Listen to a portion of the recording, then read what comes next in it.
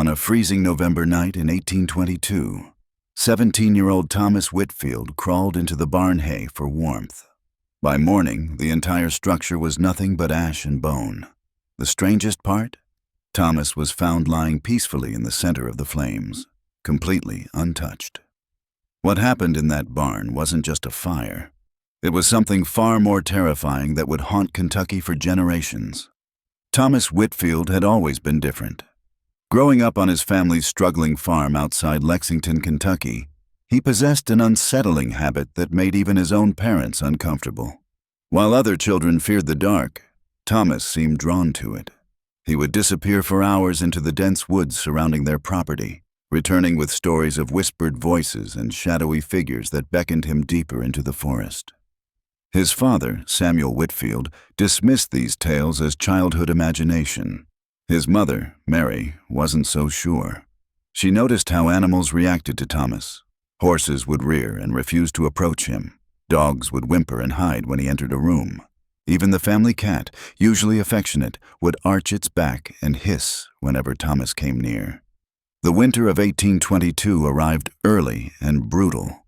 Snow fell in thick, suffocating blankets across the Kentucky countryside. The Whitfield farm, already barely surviving, faced its worst season yet. Their small cabin leaked cold air through every crack, and firewood became scarce. Samuel worked himself to exhaustion trying to keep his family warm and fed. Thomas, meanwhile, had developed an increasingly strange ritual. Every night, regardless of the weather, he would leave the cabin and sleep in the barn. At first, his parents assumed he was simply trying to help by making more room near the fireplace for his younger siblings. But when Mary checked on him one particularly cold night, she discovered something that chilled her to the bone. Thomas wasn't just sleeping in the barn. He had burrowed deep into the hay pile, creating a nest-like hollow where he would curl up each night. When she found him, his skin was ice cold to the touch, yet he seemed completely comfortable. His breathing was so shallow she could barely detect it. It was as if he had entered some kind of hibernation state that defied human nature. Samuel confronted his son about this bizarre behavior, but Thomas claimed he couldn't sleep anywhere else. He said the cabin felt too hot and too alive. When pressed to explain what he meant, Thomas would only say that something in the darkness called to him, and the barn was where the voice was strongest. The other families in their rural community began to notice Thomas's odd behavior during their infrequent visits to town. Old Mrs. Henderson, who ran the general store, mentioned how Thomas would stare at her with eyes that seemed empty as winter wells. The local preacher, Reverend Morrison, observed that Thomas never entered the church, always waiting outside during services with an expression of barely concealed discomfort. If you're finding this story as unsettling as I am, make sure to subscribe, because what happens next will change everything you think you know about the supernatural.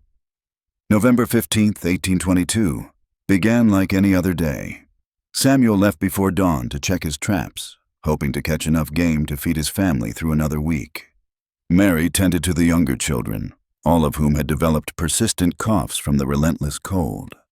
Thomas performed his usual chores with mechanical precision, speaking to no one, his eyes fixed on some distant point beyond the horizon. As evening approached, the temperature plummeted even further. The wind howled through the trees with an almost human quality, creating an eerie symphony that seemed to agitate Thomas more than usual. He paced the cabin restlessly, occasionally pressing his ear against the walls as if listening to something only he could hear. When darkness finally claimed the countryside, Thomas gathered his threadbare blanket and headed toward the barn as he had every night for months. Mary watched through the frost-covered window as her son disappeared into the structure, a growing sense of dread settling in her stomach. Around midnight, Mary was awakened by an unusual silence. The wind had stopped completely, creating an unnatural stillness that seemed to press against the cabin walls. She lay in bed, straining to hear any sound from outside, but the world had become utterly quiet. Even her husband's snoring had ceased. She must have dozed off again because the next thing she remembered was being jolted awake by the most terrifying sound she had ever heard. It wasn't quite a scream, and wasn't quite singing. It was something in between, a haunting melody that seemed to come from everywhere and nowhere at once. The sound was unmistakably Thomas's voice, but distorted in a way that made her blood freeze. Mary shook Samuel awake, and together they crept to the window. What they saw defied explanation. The barn was glowing from within, but not with the warm orange light of fire. This was something else entirely, a cold, blue-white radiance that seemed to pulse with its own heartbeat. Samuel grabbed his rifle and rushed outside, with Mary close behind despite his protests. As they approached the barn, the singing grew louder and more otherworldly. The melody was hypnotic, almost pulling them forward against their better judgment. The barn doors stood wide open, though Samuel was certain they had been secured earlier. Inside, they could see Thomas sitting cross-legged in the center of his hay nest, his head thrown back, his mouth open as the impossible song poured from his throat. The hay around him was beginning to smolder, small wisps of smoke rising in perfect spirals toward the rafters. Samuel called out to his son, but Thomas didn't respond. He seemed to be in a trance, his eyes rolled back so only the whites showed. The temperature inside the barn was rising rapidly, yet Thomas appeared completely unaffected. If anything, he looked more peaceful than his parents had ever seen him. The hay burst into flames all at once, creating a perfect circle of fire around Thomas. The boy continued his haunting song as the flames grew higher, now reaching toward the wooden beams of the barn ceiling. Samuel tried to rush in to save his son, but the heat drove him back. The fire was spreading too quickly, consuming everything except the small space where Thomas sat. Mary screamed her son's name, but her voice was drowned out by the roar of flames and Thomas's otherworldly singing. The barn was now completely engulfed, yet through the inferno, they could still see Thomas sitting calmly in what should have been the hottest part of the blaze. Then, as suddenly as it had begun, the singing stopped. The silence that followed was even more terrifying than the haunting melody had been.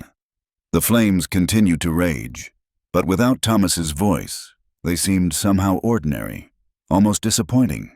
Samuel and Mary stood helplessly as their barn burned to the ground, knowing their son was somewhere in that inferno.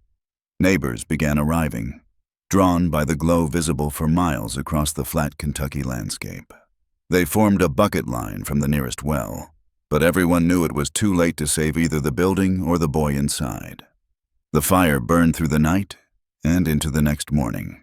When the flames finally died down, all that remained was a foundation of blackened stones and a pile of ash where the barn had once stood. The neighbors prepared themselves for the grim task of searching for Thomas's remains. What they found instead would become legend in rural Kentucky. In the exact center of where the barn had stood, they discovered a perfect circle of untouched earth about 6 feet in diameter. The ground was neither burned nor even warm to the touch. In the middle of this impossible sanctuary lay Thomas, curled up exactly as his parents had seen him sleep countless times before. He was alive and completely unharmed. His clothes weren't even singed.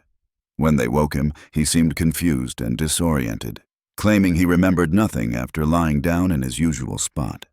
He asked why everyone was staring at him and where the barn had gone. Dr. William Crawford, the nearest physician, examined Thomas thoroughly and declared him to be in perfect health. There were no burns, no smoke inhalation damage, no sign that he had been anywhere near a fire. His hair wasn't even mussed from his night's sleep. The local authorities investigated the incident but could find no logical explanation for what had occurred.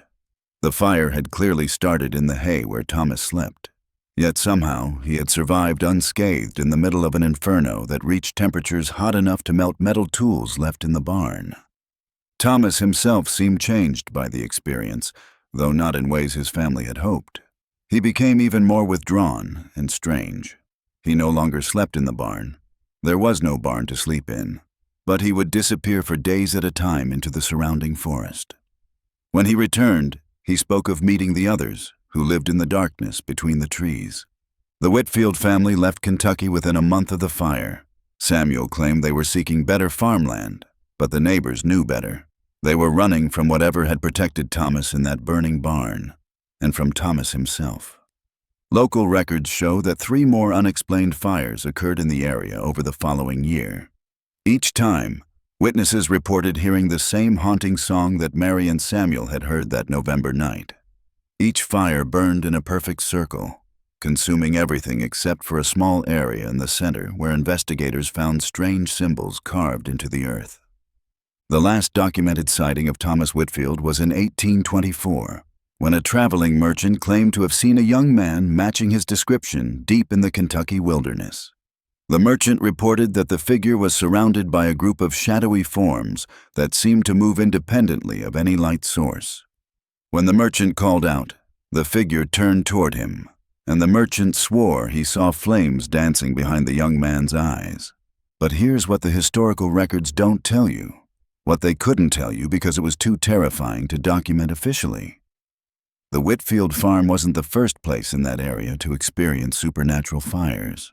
Archives buried deep in the Kentucky State Library contain references to similar incidents dating back to the earliest European settlements.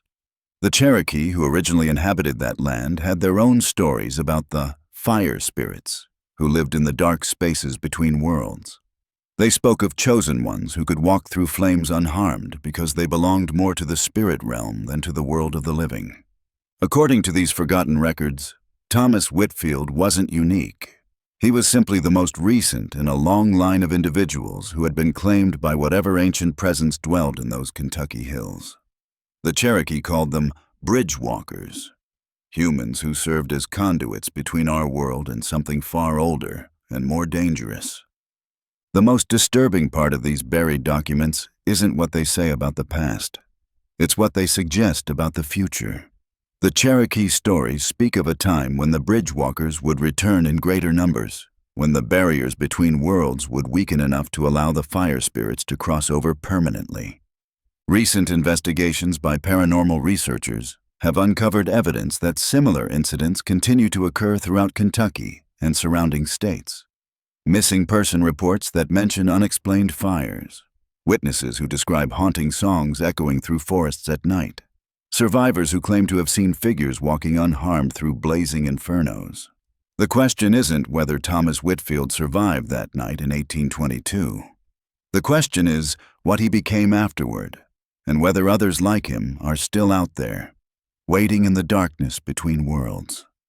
Because if the Cherokee stories are true, Thomas was just the beginning. And somewhere in the Kentucky wilderness, on nights when the wind carries strange songs through the trees, people still report seeing a young man sitting peacefully in circles of fire, his eyes reflecting flames that burn in dimensions we can't even imagine.